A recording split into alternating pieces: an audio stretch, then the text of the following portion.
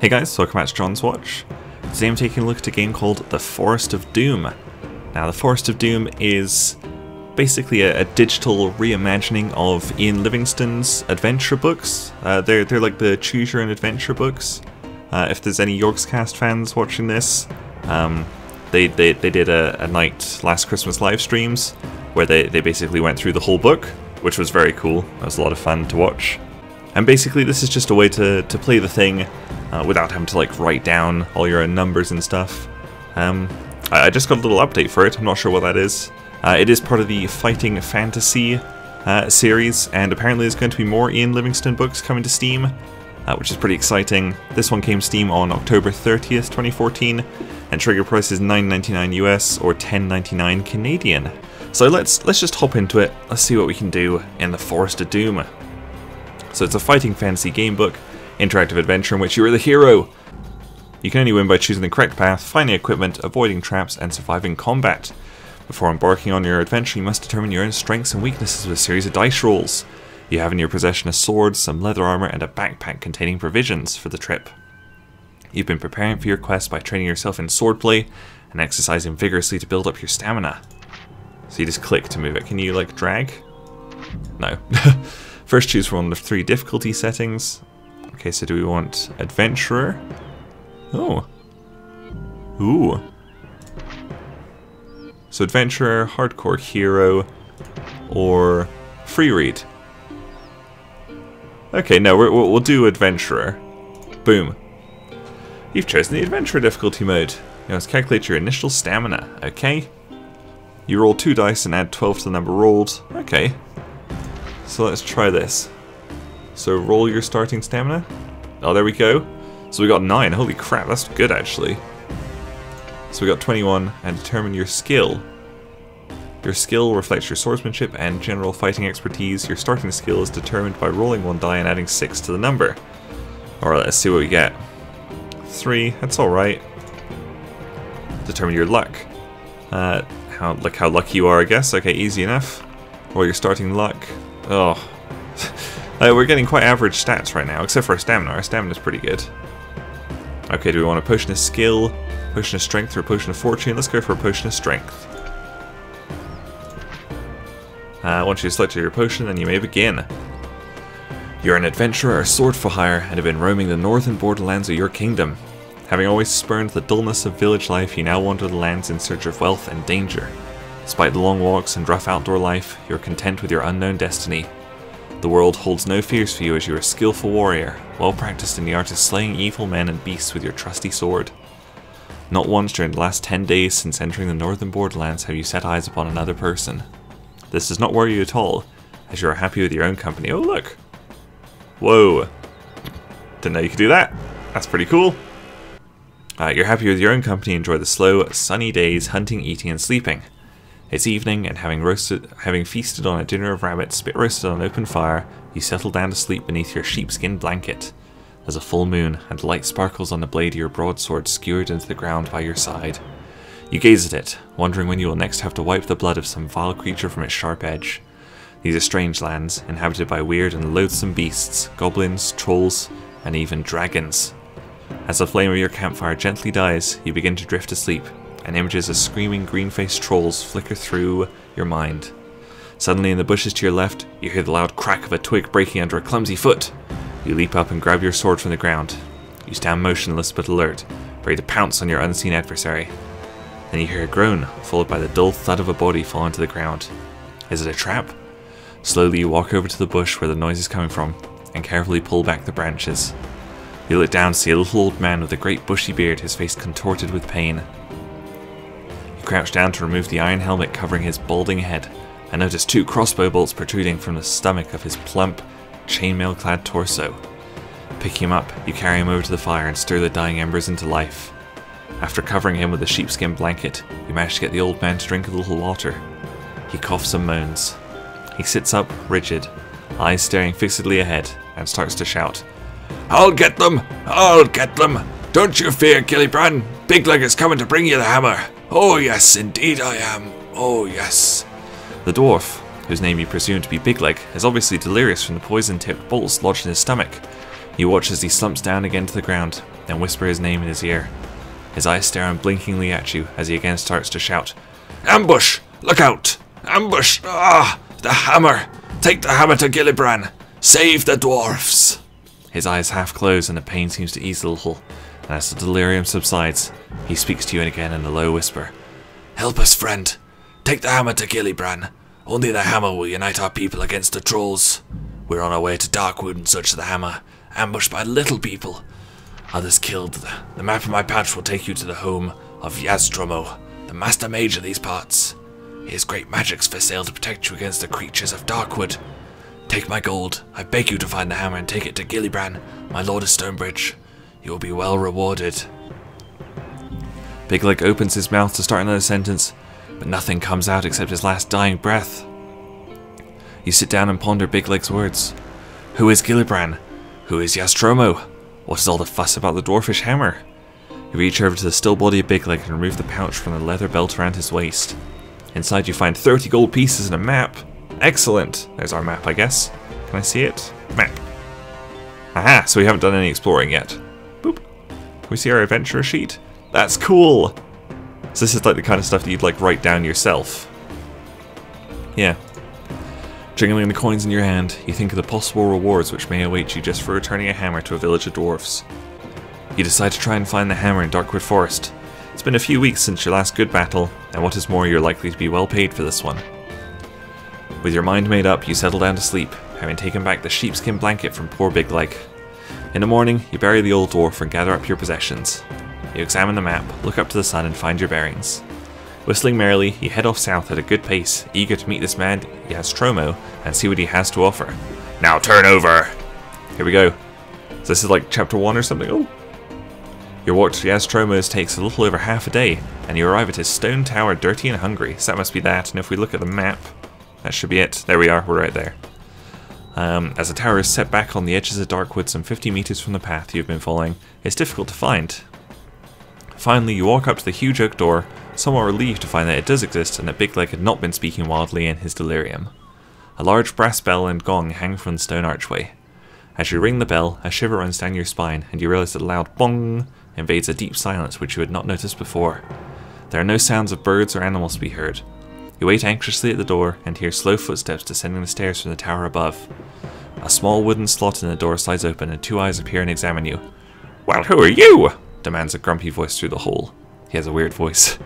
You answer that you're an adventurer in search of the master mage JaRDev, intending to purchase magical items from him to combat the creatures of Darkwood Forest.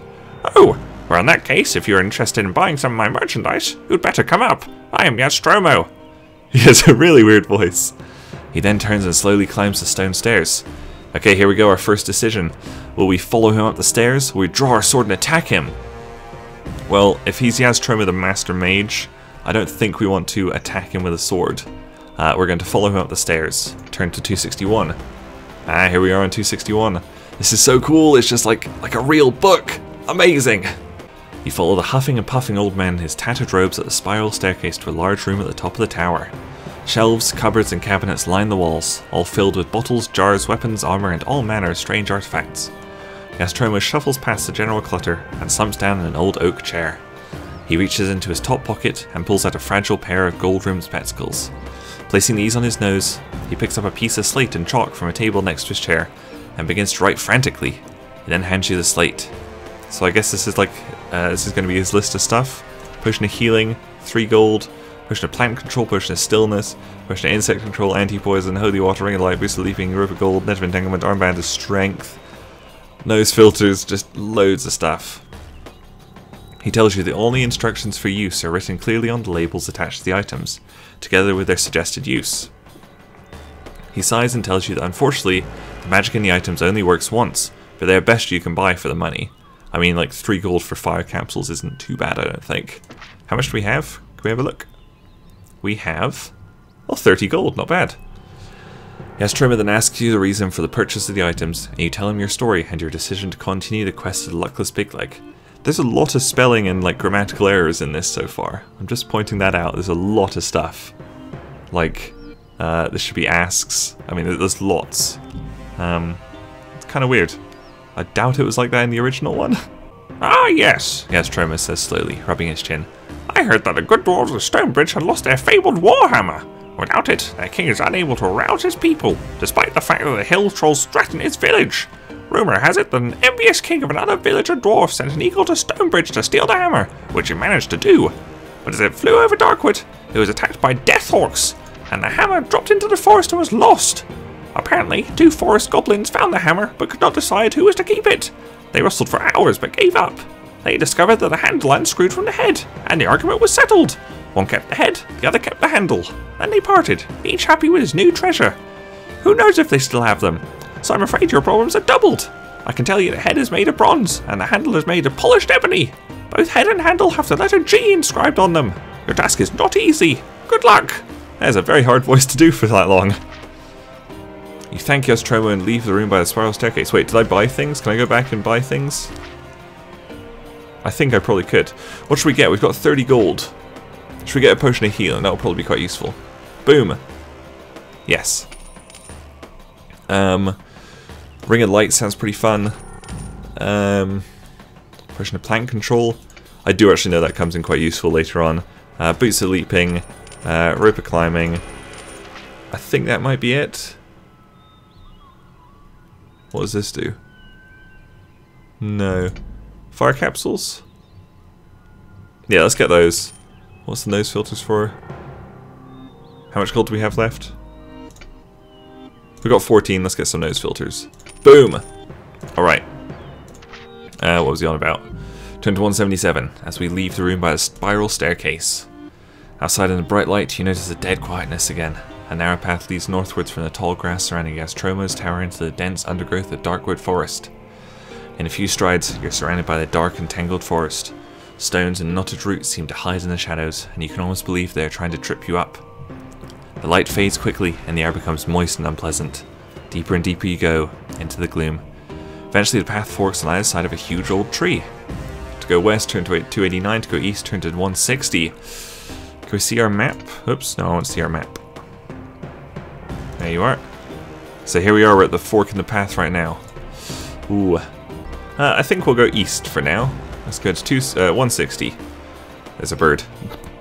The narrow path continues to cut its way through the tangled forest. Strange animal cries and noises echo through the trees. At last the path widens to approximately a meter across. Soon you arrive at a moss-covered wooden signpost, on top of which sits a large crow. The arms of the signpost read north and east. Just as you're deciding which way to continue, you hear the words, "Good afternoon." You look up in the direction of the voice and see the crow looking down at you inquisitively. "Good afternoon," you reply slowly, feeling a little foolish. The crow speaks again, asking, "Which way are you headed?" You reply that you're looking for 2 goblins, small, sinewy creatures with brown, scaly skin. "1 gold piece will buy my advice," states the crow confidently. Do we pay the crow for its advice, ignore the crow and turn north? Well, it's just 1 gold, isn't it? Let's pay him. You put the gold piece on top of the signpost as requested by the crow, after which it says, "Go north."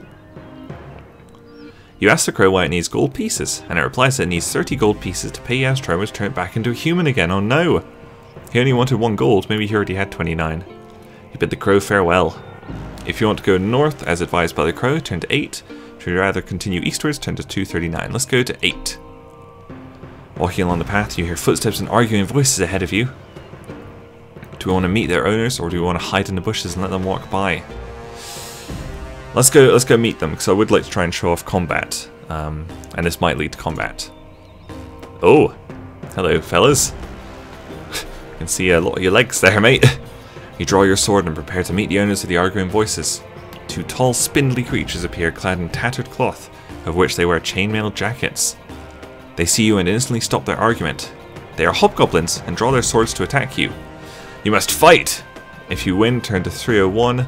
If you wish to escape during the battle, you may do so by turning it to 41. If you are killed...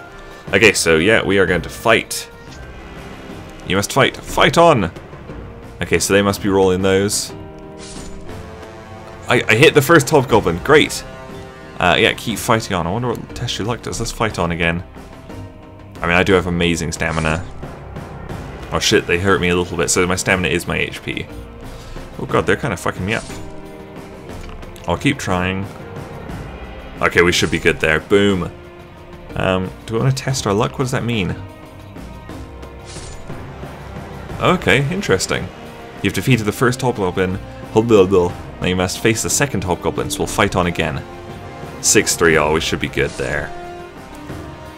He's got a lot of stamina. Oh, we're going to take a hit there. We've taken a lot of damage. And it also looks like our luck's gone down, so we don't want to do that too much. Oh, here we go. This should be a good hit. Boom! Yeah. Okay, fight on. Oh, we've got him here. He's going to take a lot of damage. Okay, we still have to hit him one more time. Yep, he's gone. Boom. You're triumphant. Excellent. If you win, turn to 301. Here we go. You search through the pockets of the hobgoblins and find 3 gold pieces, a tiny brass flute, and 2 maggot-ridden biscuits, which will restore 1 stamina each.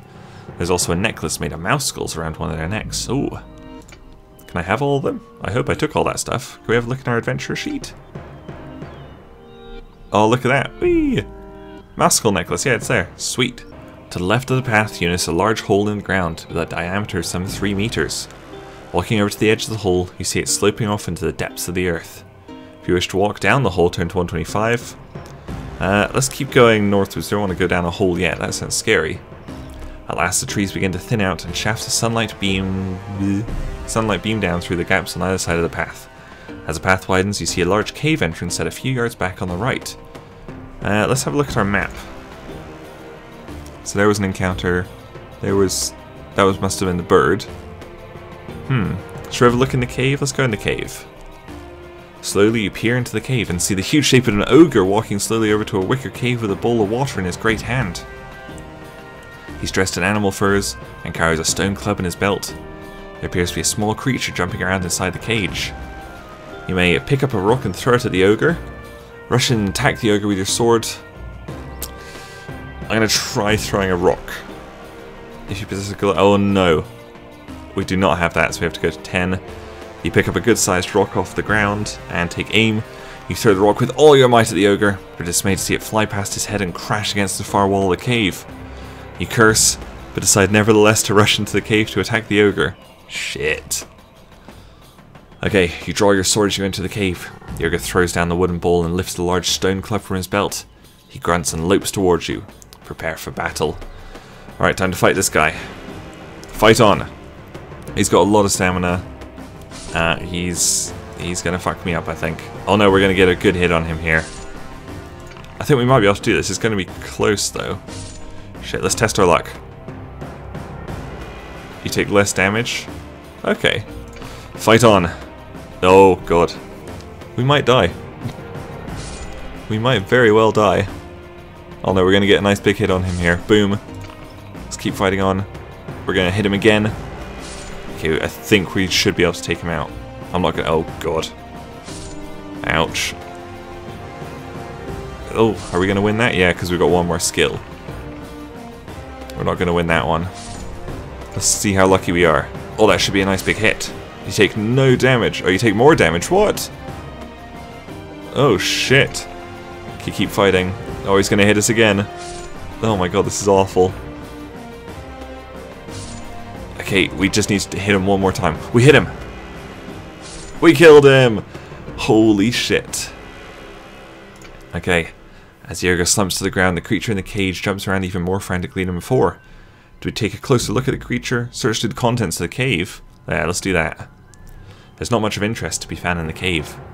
A straw bed, stone jars, a table and a chair are all the things that are immediately visible.